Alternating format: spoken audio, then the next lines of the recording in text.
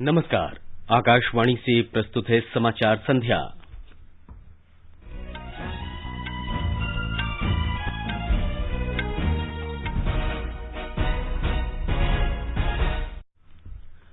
संयुक्त राष्ट्र महासभा ने 2023 को अंतर्राष्ट्रीय मोटा अनाज वर्ष मनाने के भारत के प्रस्ताव को मंजूरी दी। प्रधानमंत्री नरेंद्र मोदी ने कहा, मोटे अनाज को लोकप्रिय बनाने में भारत की अग्रणी भूमिका। आगामी विधानसभा चुनाव को देखते हुए भारतीय जनता पार्टी केंद्रीय चुनाव समिति की नई दिल्ली में बैठक। विदेश मंत्री ने ढाका में कहा, भारत की पड़ोसी प्रथम नीति के केंद्र में बांग्लादेश। भारत ने चाबहार दिवस मनाया। विदेश मंत्री ने कहा, कोविड महामारी के दौरान चाबहार बंदरगाह से मानवीय सहायता पहुंचाई गई। कर्मचारी भविष्य निधि संगठन ईपीएफओ ने वित्त वर्ष 2020-21 के लिए 8.5% वार्षिक ब्याज दर बरकरार रखी। जम्मू कश्मीर और लद्दाख तक सामाजिक सुरक्षा के फायदे बढ़ाए गए। बेंगलुरु और शिमला देश के सबसे अच्छे रहने योग्य शहरों में। आवास और शहरी कार्य मंत्री हरदीप सिंह पुरी ने ईज ऑफ लिविंग इंडेक्स जारी किया। भारत में अप्रैल से दिसंबर 2020 के दौरान अब तक का सर्वाधिक 67 अरब डॉलर से अधिक का प्रत्यक्ष विदेशी निवेश आया। और खेलों में स्विस ओपन बैडमिंटन टूर्नामेंट में पीवी सिंधु, किदाम्बी श्रीकांत, बी साई प्रणीत और Ajay Jairam singles quarter final में पहुंचे। और अहमदाबाद में चौथे और अंतिम क्रिकेट टेस्ट मैच के पहले दिन भारत ने एक विकेट पर 24 रन बनाए। इंग्लैंड पहली पारी में 205 रन पर सिमटी।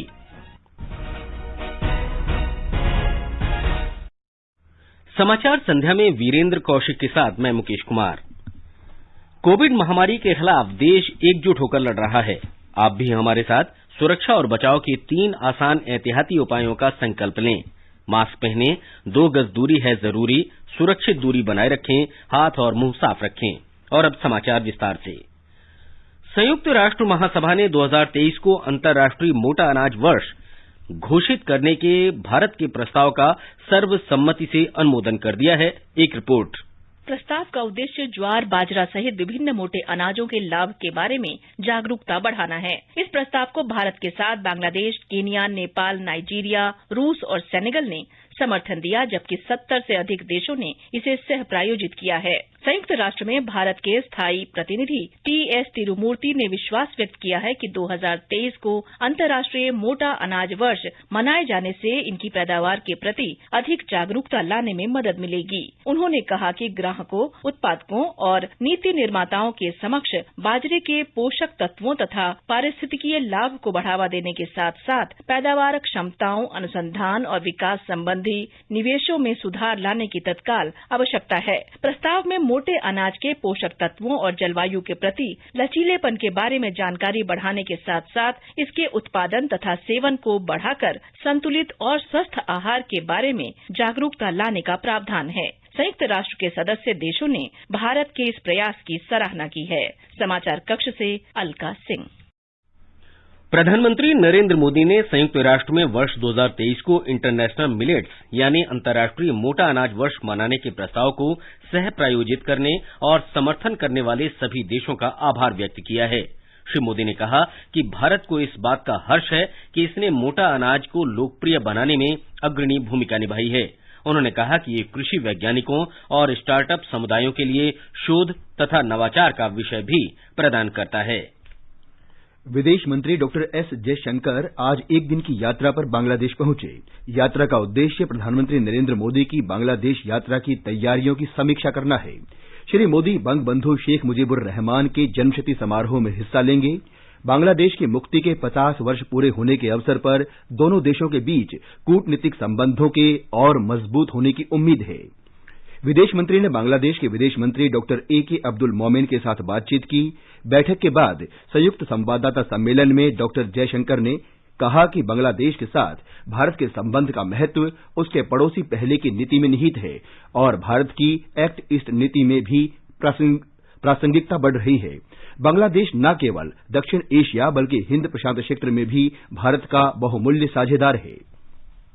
डॉक्टर जयशंकर ने कहा कि दोनों देश सुरक्षा, व्यापार, संपर्क और परिवहन से लेकर संस्कृति तथा रक्षा तक सभी क्षेत्रों में संबंधों का विस्तार करने के लिए अथक प्रयास कर रहे हैं। उन्होंने कहा कि दोनों देशों के बीच संबंधों का स्तर इस तरह है कि सभी मुद्दों का बातचीत के जरिए समाधान निकाला जा सकता है। भारत ने आज मैरीटाइम इंडिया सम्मेलन के अवसर पर चाबहार दिवस मनाया। ये सम्मेलन वर्चुअल माध्यम से आयोजित किया गया। इसमें अफगानिस्तान, आर्मीनिया, ईरान, कजाकिस्तान, रूस और उज्बेकिस्तान के मंत्रियों ने भाग लिया। मंत्री स्तरीय उद्घाटन सत्र को संबोधित करते हुए विदेश मंत्री डॉक्टर सुब्रमण्यम जयशंकर ने कहा कि वैश्विक आर्थिक वृद्धि का रुख एशिया की ओर होने से क्षेत्र में संपर्क के लिए अभूतपूर्व अवसर पैदा हो रहे हैं। Maritime connectivity, in particular, has played a significant role in creating regional corridors for trade and economic linkages, as indeed for cultural and intellectual exchanges over the centuries. They too assume a new prominence in contemporary times for being more competitive, seamless and greener. विदेश मंत्री ने कहा कि लोगों की बढ़ती आकांक्षाओं को पूरा करने के लिए क्षेत्र में बुनियादी ढांचागत कमियों को दूर करना होगा। डॉक्टर जयशंकर ने कहा कि भारत सरकार ने क्षेत्रीय संपर्क के महत्व को पहचानते हुए चाबहार में निवेश करने का ऐतिहासिक निर्णय लिया है। उन्होंने कहा कि इस परियोजना पर कुछ समय तक चर्चा जारी रही, लेकिन प्रधानमंत्री नरेंद्र मोदी की 2016 में ईरान यात्रा के दौरान अंतर्राष्ट्रीय परिवहन और पारगमन गलियारे के निर्माण के लिए भारत, ईरान और अफगानिस्तान ने हस्ताक्षर किए। डॉक्टर जयशंकर ने कहा कि चाबहार में शाहिद बेहिश्ती बंदरगाह पर इंडिया पोर्ट्स ग्लोबल लिमिटेड के निर्माण और संचालन से इस महत्वपूर्ण प्रयास को व्यावहारिक रूप दिया गया। उन्होंने कहा कि समझौता भारत, अफगानिस्तान, ईरान और मध्य एशिया के बीच समृद्ध सभ्यता, सांस्कृतिक और व्यापारिक संबंधों को समर्पित है। Today's event reflects India's strong commitment to work together with all regional stakeholders to enhance connectivity in our region and to provide unhindered access to the sea to landlocked Central Asian countries through Chabahar. Today's event also commemorates 5 years of the signing of the tripartite agreement on the establishment of a trilateral transport and transit corridor. विदेश मंत्री ने कहा कि Chabahar बंदरगाह अफगानिस्तान में शांति, स्थिरता और खुशहाली की दिशा में हमारी साझा प्रतिबद्धता का भी परिचायक है। उन्होंने कहा कि भारत ने मानवीय सहायता के रूप में पिछले वर्ष सितंबर में चाबहार बंदरगाह के जरिए 75,000 मीट्रिक टन गेहूं अफगानिस्तान भेजा। उन्होंने बताया कि टिड्डियों से निपटने में मदद के लिए पिछले वर्ष जून में भारत ने चाबहार बंदरगाह के जरिए ईरान को 25 मीट्रिक टन मेलाथियोन भेजी। डॉक्टर जयशंकर ने कहा कि अंतर्राष्ट्रीय उत्तर दक्षिण परिवहन गलियारा INSTC एक महत्वपूर्ण व्यापार गलियारा परियोजना है। उन्होंने कहा कि भारत ने इस मार्ग में चाबहार को शामिल करने का भी प्रस्ताव दिया है। इस अवसर पर पौध परिवहन जलमार्ग राज्य मंत्री मनसुख मांडविया ने कहा कि चाबहार बंदरगाह कोविड महामारी के दौरान इस क्षेत्र में मानवीय सहायता पहुंचाने के लिए संपर्क बिंदु के रूप में उभरा है। उन्होंने कहा कि चाबहार बंदरगाह मध्य एशिया के देशों और अफगानिस्तान और दक्षिण पूर्व एशिया तथा सुदूर पूर्व के देशों के बीच व्यापार सुगमता उपलब्ध करा रहा है। भारत ने कोविड महामारी के दौरान कठिन समय में अफगानिस्तान को गेहूं उपलब्ध कराने के लिए इस बंदरगाह का प्रयोग किया है। उन्होंने कहा कि भारत ने चाबहार बंदरगाह को अंतर्राष्ट्रीय उत्तर दक्षिण परिवहन गलियारे को मार्ग में शामिल करने का प्रस्ताव पहले ही कर दिया है। उन्होंने उज्बेकिस्तान और अफगानिस्तान द्वारा इस गलियारे में रुचि दिखाने का स्वागत किया है। ये समाचार हमारी वेबसाइट newsonair.com/hindi और हमारे mobile app news on AIR पर भी उपलब्ध हैं। भाभी जल्दी छतरी दो, बारिश शुरू हो गई है। अरे झमाझम तो बरसने दो। घनन घनन घेरे घेरे आए बदरागन। भाभी जल्दी करो, बारिश तेज हो रही है। अरे तो मजे लो ना सरिता, टिप टिप बरसा पानी। हद है भाभी, मैं भीग जाऊंगी। फिर भी आप देर कर रही हो छाता लाने में। हाँ, ताकि तुम्हें समझ आए कि देर करना बिल्कुल ठीक नहीं, चाहे बारिश से बचना हो या अपने होने वाले बच्चे की सुरक्षा के लिए अपनी HIV जांच करवाना हो। गर्भावस्था के पहले 3 महीनों के अंदर जल्द से जल्द HIV जांच जरूर कराएं, ताकि शिशु को HIV संक्रमण से बचाया जा सके और माँ और शिशु एक स्वस्थ और लंबी जिंदगी जी सके।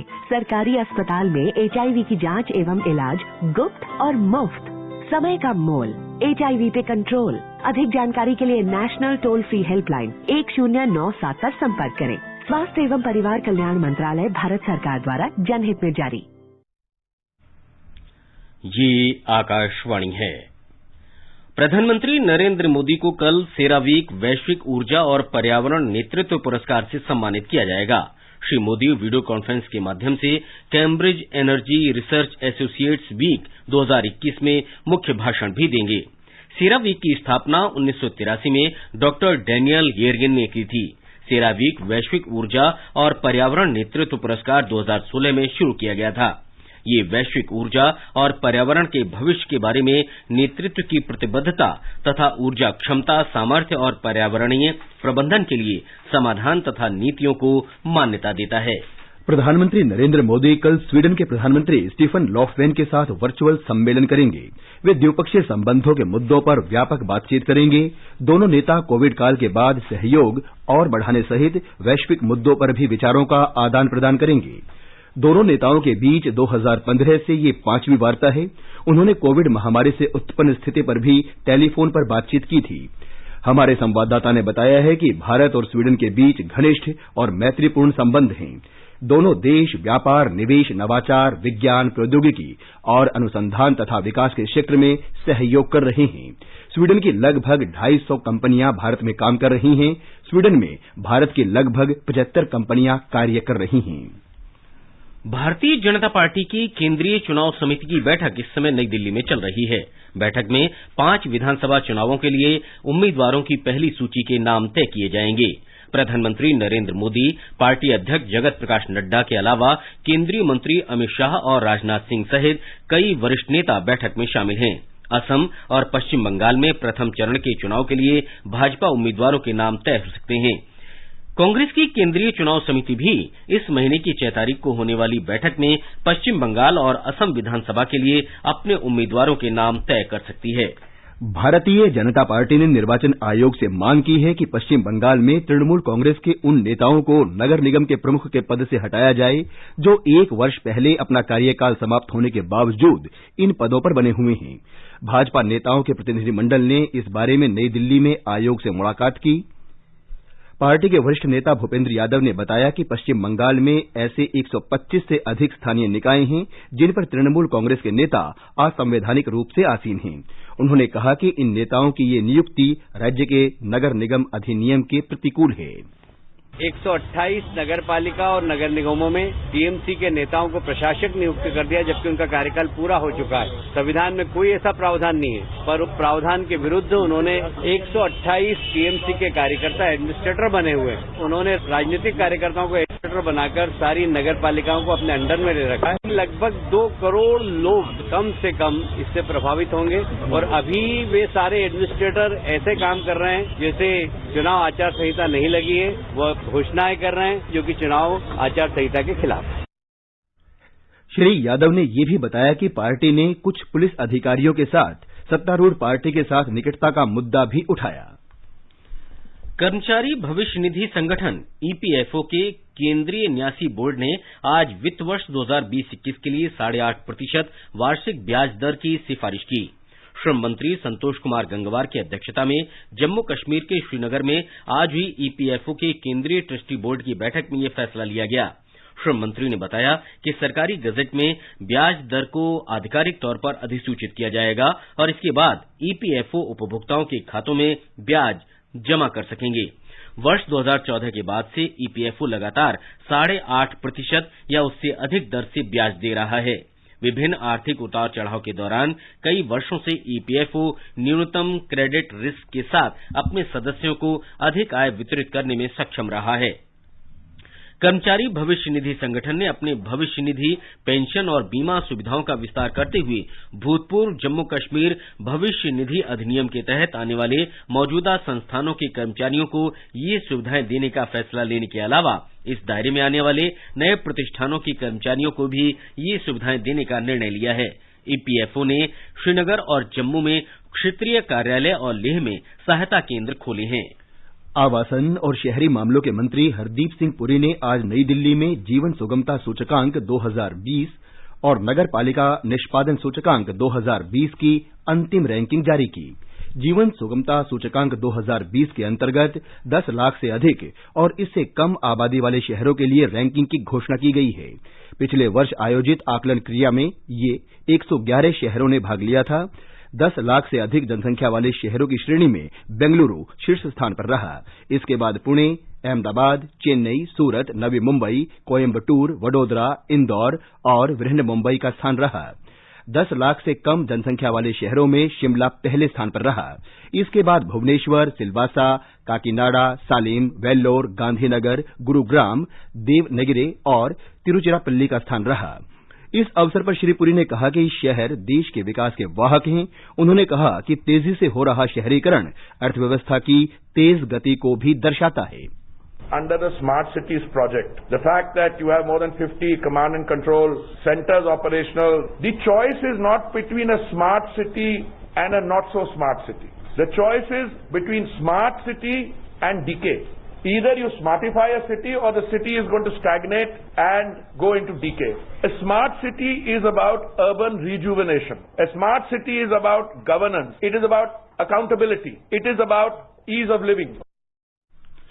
श्री पुरी ने कहा कि केंद्र सरकार ने प्रधानमंत्री नरेंद्र मोदी के नेतृत्व में शहरों की कायाकल्प के कई उपाय किए हैं। उन्होंने कहा कि स्वच्छ भारत मिशन, अमृत मिशन, स्मार्ट सिटी मिशन, प्रधानमंत्री आवास योजना, शहरी और दीनदयाल अंत्योदय योजना, राष्ट्रीय शहरी आजीविका मिशन ऐसे प्रमुख कार्यक्रम हैं जिन्हें 2014-15 से लागू किया जा रहा है।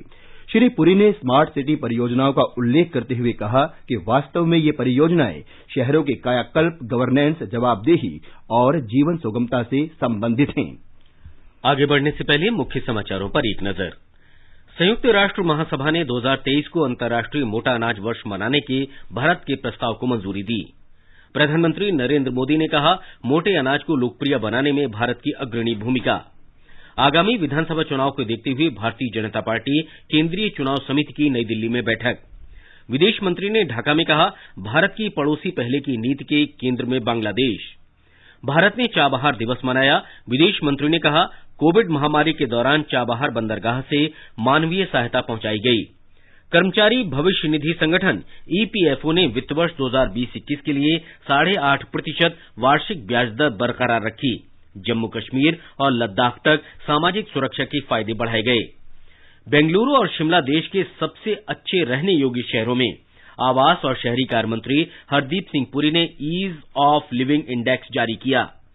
भारत में अप्रैल से दिसंबर 2020 के दौरान अब तक का सर्वाधिक $67 अरब से अधिक का प्रत्यक्ष विदेशी निवेश आया। खेलों में स्विस ओपन बैडमिंटन टूर्नामेंट में पीवी सिंधु, किदाम्बी श्रीकांत, बी साई प्रणीत और Ajay Jairam singles quarter final में पहुंचे। और अहमदाबाद में चौथे और अंतिम क्रिकेट टेस्ट मैच के पहले दिन भारत ने 1 विकेट पर 24 रन बनाए। इंग्लैंड पहली पारी में 205 रन पर सिमटी। चलो मिलकर एक शुरुआत करें, चलो एक फैसला आज करें, मास्क नहीं तो टोकेंगे, कोरोना को रोकेंगे, चलो एक इरादा करते हैं, चलो कुछ वादा करते हैं, मास्क नहीं तो टोकेंगे, कोरोना को रोकेंगे। अप्रैल से दिसंबर 2020 के दौरान मौजूदा वित्त वर्ष के पहले 9 महीनों के दौरान भारत में अब तक का सर्वाधिक $67 अरब से अधिक प्रत्यक्ष विदेशी निवेश आया। पिछले वित्त वर्ष की इसी अवधि के मुकाबले एफडीआई के प्रवाह में 40% की वृद्धि हुई। वाणिज्य और उद्योग मंत्रालय के अनुसार एफडीआई के प्रवाह का ये रुख इस बात की पुष्टि करता है कि वैश्विक निवेशकों के बीच भारत एक पसंदीदा निवेश गंतव्य बना हुआ है। नीतिगत सुधारों और निवेश को बढ़ावा और व्यापार में सुगमता से जुड़े उपाय सरकार द्वारा किए जाने के फलस्वरूप देश में प्रत्यक्ष विदेशी निवेश के प्रवाह में भारी वृद्धि हुई है। केंद्रीय शिक्षा मंत्री रमेश पोखरियाल निशंक ने कर्नाटक और पंजाब में 2 नए केंद्रीय विद्यालय खोलने की घोषणा की है। ये कर्नाटक के बेलगावी में केंद्रीय विद्यालय सदालगा और पंजाब में केंद्रीय विद्यालय आईआईटी रोपड़ में खोले जाएंगे। इसके साथ ही देश भर में केंद्रीय विद्यालयों की कुल संख्या बढ़कर 1247 हो जाएगी। शुरुआत में इन दोनों विद्यालयों में 1 से 5 तक की कक्षाएं होंगी। बाद में कक्षाएं 12वीं तक बढ़ा दी जाएंगी। विद्यालयों के पूरी तरह से काम करने पर दोनों विद्यालयों में क्षेत्र के लगभग 1000 विद्यार्थी अध्ययन कर सकेंगे। दोनों विद्यालयों में प्रवेश प्रक्रिया शैक्षणिक सत्र 2021-22 से शुरू होगी। सड़क परिवहन और राजमार्ग मंत्री नितिन गडकरी ने कहा कि द्वारका एक्सप्रेस वे अगले वर्ष अगस्त तक बनकर तैयार हो जाएगा। इस एक्सप्रेस वे की लंबाई 29 किलोमीटर है। इस एक्सप्रेस वे के निरीक्षण के बाद श्री गडकरी ने कहा कि द्वारका एक्सप्रेस वे पर भारत का पहला 9 किलोमीटर लंबा 8 लेन का फ्लाईओवर एक खंभे पर टिका है। उन्होंने कहा कि द्वारका एक्सप्रेस वे देश का पहला एलिवेटेड शहरी एक्सप्रेस वे है। श्री गडकरी ने कहा कि इससे दिल्ली में वायु प्रदूषण कम होगा। उन्होंने कहा कि ये पहला उदाहरण होगा जहां 12 किलोमीटर के आसपास बड़े पैमाने पर वृक्ष लगाए जाएंगे। दिल्ली के आसपास ये पूरे ट्रैफिक जैम को और एयर पोल्यूशन को कम करने के लिए हमने अनेक प्रोजेक्ट हाथ में लिए। उसमें से द्वारका एक्सप्रेस हाईवे ये बहुत इंपॉर्टेंट प्रोजेक्ट है। ये जो 4 पैकेजेस है वो 29 किलोमीटर के हैं। इसमें ये 8 लेन मेन एक्सप्रेस हाईवे है और इसको 6 लेन एक टनल भी इसके साथ है और 6 लेन, 8 लेन जो है वो ऊपर में और 6 लेन नीचे में है। उच्चतम न्यायालय ने आज कहा कि over the top OTT platform पर प्रसारित किए जाने वाले कार्यक्रमों और वेब सीरीज की निगरानी की व्यवस्था होनी चाहिए। न्यायालय ने हाल में बनाए गए ओटीटी नियमों को सरकार से कल तक प्रस्तुत करने को कहा है। न्यायालय की पीठ ने कहा कि कुछ ओटीटी प्लेटफॉर्म एक तरह की अश्लील सामग्री दिखा रहे हैं। पीठ ने कहा कि एक मानदंड स्थापित किया जाना चाहिए। न्यायालय ने केंद्र से नेटफ्लिक्स और अमेजॉन प्राइम जैसे ओटीटी प्लेटफॉर्म पर लगाए गए प्रतिबंधों को उसके समक्ष प्रस्तुत करने का आदेश देते हुए सुनवाई कल तक के लिए स्थगित कर दी। सूचना और प्रसारण मंत्री प्रकाश जावड़ेकर ने ओवर द टॉप मीडिया सेवाओं ओटीटी के प्रतिनिधियों के साथ बैठक कर उन्हें नए ओटीटी दिशा निर्देशों की विस्तार से जानकारी दी। बैठक के दौरान ओटीटी के प्रतिनिधियों ने सूचना और प्रसारण मंत्रालय द्वारा जारी किए गए नियमों का स्वागत किया। श्री जावड़ेकर ने कहा कि सरकार और उद्योग दोनों मिलकर ओटीटी के अनुभव को सभी दर्शकों के लिए और बेहतर बनाने का प्रयास करेंगे। देश में अब तक 1 करोड़ 66 लाख से अधिक लोगों को कोविड का टीका लगाया जा चुका है। स्वास्थ्य मंत्रालय ने आज बताया कि कल 9,94,452 लोगों को टीके लगाए गए। इस बीच कल 14,000 से अधिक रोगियों के ठीक होने से स्वस्थ होने की दर 97.03% तक पहुंच गई है। मंत्रालय ने कहा कि अब तक 1 करोड़ 8 लाख 26 हजार रोगी ठीक हो चुके हैं। पुदुचेरी की उपराज्यपाल तमिलिसाई सौंदरराजन ने आकाशवाणी के माध्यम से लोगों से अपील की है कि वे बिना किसी डर और संकोच के कोविड का टीका लगवाएं। केंद्र शासित प्रदेश जम्मू कश्मीर के उपराज्यपाल मनोज सिन्हा ने आज जम्मू में सरकारी मेडिकल कॉलेज अस्पताल में कोविड टीके की पहली खुराक ली। टीका लगवाने के बाद उन्होंने कहा कि ये प्रक्रिया बहुत आसान रही। उन्होंने कहा कि सभी पात्र लोग कोविड के टीका अवश्य लगवाएं। महाराष्ट्र में पिछले 3 दिन में 58,131 वरिष्ठ नागरिकों तथा 45 वर्ष से अधिक आयु वाले बीमार व्यक्तियों को कोविड का टीका लगाया गया। मुंबई में नागरिकों ने टीकाकरण का खुले दिल से स्वागत किया। हमारी मुंबई संवाददाता ने बताया है कि बृहन मुंबई महानगर पालिका ने बताया कि शहर के 13 नए निजी अस्पतालों में कोविड टीकाकरण शुरू किया गया है।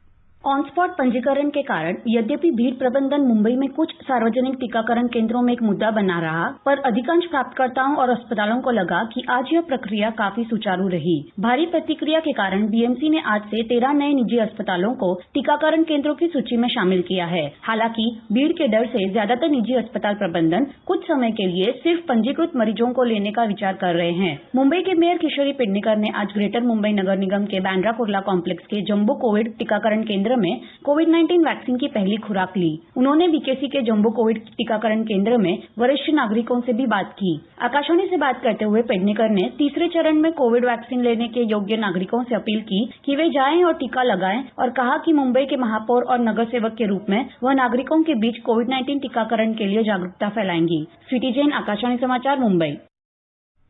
भारत में निर्मित कोविड का टीका कोवैक्सीन नैदानिक रूप से 81% प्रभावकारी है। भारतीय जनता पार्टी ने देश में बने कोविड-19 के टीकों पर उठाए गए सवालों के लिए कांग्रेस के नेताओं की आलोचना की है।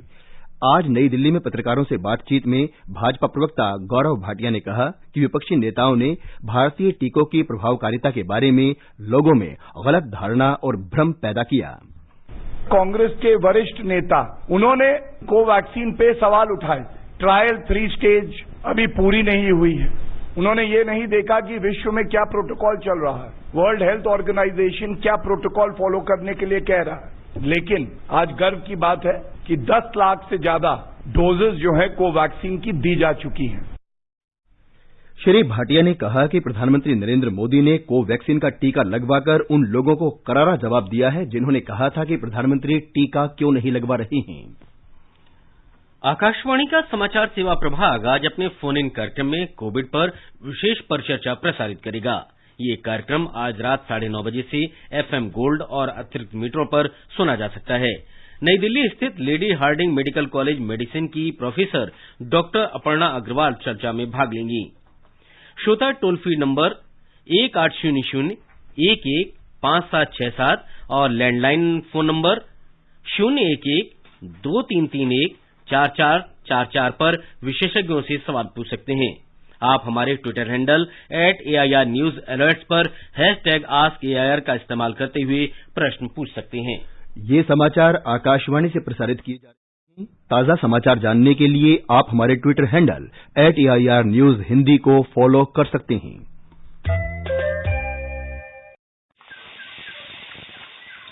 सुनिए, जल्दी गैस बंद कीजिए। कुकर में सीटी आ गई है, उतार लीजिए। अरे रुको, आराम से उतारेंगे। हमारे हाथों के जादू पे कुकर भी तो सीटियां मारे। जल्दी उतारोगे तभी दाल बनेगी, वरना हलवा बन जाएगा। यही बात HIV पॉजिटिव माँ के बच्चे की HIV से सुरक्षा के लिए भी लागू है। मतलब समय पे जांच और दवा दी जाए तो HIV पॉजिटिव माँ का बच्चा भी HIV मुक्त हो सकता है। क्या सचमुच? बिल्कुल। माँ यदि HIV पॉजिटिव है तो बच्चे का जन्म अस्पताल में, जन्म से ही HIV सुरक्षा सेवाओं की मांग और 6 हफ्ते से 2 महीने के बीच में बच्चे की पहली HIV जांच सुनिश्चित करना बेहद जरूरी है। सरकारी अस्पताल में HIV की जांच एवं इलाज गुप्त और मुफ्त। समय का मोल HIV पे कंट्रोल। अधिक जानकारी के लिए नेशनल टोल फ्री हेल्पलाइन 1097 पर संपर्क करें। स्वास्थ्य एवं परिवार कल्याण मंत्रालय, भारत सरकार द्वारा जनहित में जारी। और अब आर्थिक जगत के समाचारों के साथ हैं सोनू सूद। बम्बई शेयर बाजार का सेंसेक्स 1.2% की मंदी से 599 अंक कम होकर 50,846 पर बंद हुआ। नेशनल स्टॉक एक्सचेंज का निफ्टी 1.1% की मंदी से 165 अंक कम होकर 15,081 पर बंद हुआ। अंतर बैंकिंग विदेशी मुद्रा बाजार में रुपया डॉलर के मुकाबले 12 पैसे कमजोर हुआ और $1 की कीमत 72 रुपए 83 पैसे दर्ज हुई। मल्टी कमोडिटी एक्सचेंज के वायदा बाजार में अप्रैल डिलीवरी वाले सोने का मूल्य 87 रुपए कम होकर 44,861 रुपए प्रति 10 ग्राम पर था। मई डिलीवरी वाली चांदी का मूल्य 503 रुपए कम होकर 67,497 रुपए प्रति किलो पर था। और अब खेल खबरों के साथ नवीन सक्सेना। सबसे पहले बात क्रिकेट की। भारत ने इंग्लैंड के साथ अहमदाबाद में अंतिम क्रिकेट टेस्ट मैच में आज पहले दिन का खेल समाप्त होने तक 1 विकेट पर 24 रन बना लिए हैं। रोहित शर्मा 8 और चेतेश्वर पुजारा 15 रन बनाकर क्रीज पर हैं। शुभम गिल बिना कोई रन बनाए आउट हुए। इससे पहले इंग्लैंड ने टॉस जीतकर पहली पारी में 205 रन बनाए। भारत की ओर से अक्षर पटेल ने 4 विकेट लिए। 4 टेस्ट मैचों की श्रृंखला में भारत 2-1 से आगे है। वहीं स्विस ओपन बैडमिंटन टूर्नामेंट के सिंगल्स में PV सिंधु, B साई प्रणीत, किदाम्बी श्रीकांत और अजय जयराम अपने अपने मुकाबले जीतकर क्वार्टर फाइनल में पहुंच गए हैं। अंत में मुख्य समाचार एक बार फिर। संयुक्त राष्ट्र महासभा ने 2023 को अंतर्राष्ट्रीय मोटा अनाज वर्ष मनाने के भारत के प्रस्ताव को मंजूरी दी। प्रधानमंत्री नरेंद्र मोदी ने कहा, मोटे अनाज को लोकप्रिय बनाने में भारत की अग्रणी भूमिका। आगामी विधानसभा चुनाव को देखते हुए भारतीय जनता पार्टी केंद्रीय चुनाव समिति की नई दिल्ली में बैठक। विदेश मंत्री ने ढाका में कहा, भारत की पड़ोसी पहले की नीति के केंद्र में बांग्लादेश। भारत ने चाबहार दिवस मनाया। विदेश मंत्री ने कहा, कोविड महामारी के दौरान चाबहार बंदरगाह से मानवीय सहायता पहुंचाई गई। कर्मचारी भविष्य निधि संगठन EPFO ने वित्त वर्ष 2020-21 के लिए 8.5% वार्षिक ब्याज दर बरकरार रखी। जम्मू कश्मीर और लद्दाख तक सामाजिक सुरक्षा के फायदे बढ़ाए गए। बेंगलुरु और शिमला देश के सबसे अच्छे रहने योग्य शहरों में। आवास और शहरी कार्य मंत्री हरदीप सिंह पुरी ने ईज ऑफ लिविंग इंडेक्स जारी किया। भारत में अप्रैल से दिसंबर 2020 के दौरान अब तक का सर्वाधिक $67 अरब से अधिक का प्रत्यक्ष विदेशी निवेश आया। खेलों में स्विस ओपन बैडमिंटन टूर्नामेंट में PV सिंधु, किदाम्बी श्रीकांत, B साई प्रणीत और Ajay Jairam singles quarter final में पहुंचे और अहमदाबाद में चौथे और अंतिम क्रिकेट टेस्ट मैच के पहले दिन भारत ने 1 विकेट पर 24 रन बनाए। इंग्लैंड पहली पारी में 205 रन पर सिमटी। इसके साथ ही समाचार संध्या का ये अंक समाप्त हुआ। नमस्कार।